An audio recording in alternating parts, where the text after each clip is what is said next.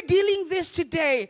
Paano natin ibaling into a paradigm shift ang buhay po natin? As a worker of the Lord, as a mom in the family, as a father in the family, bilang kuya o breadwinner ka man, paano ko gagawin po ito? Meron pong isang awit, if you remember the song, kalimutan mo na ang nakaraan, ito'y nakalaan, ang buhay mo sa ating Panginoon. Ang dati mong gawi na palagi lang mali at hindi ka siya sa may kapal.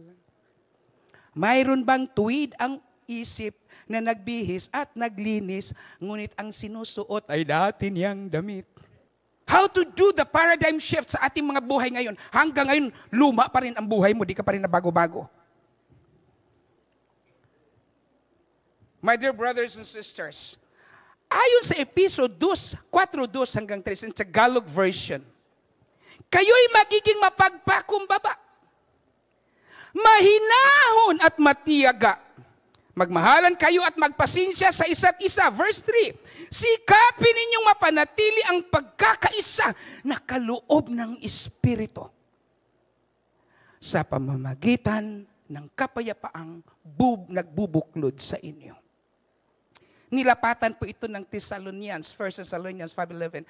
Dahil dito, palakasin ninyo ang ng loob ng bawat isa at magtulungan kayo tulad ng ginawa ninyo ngayon.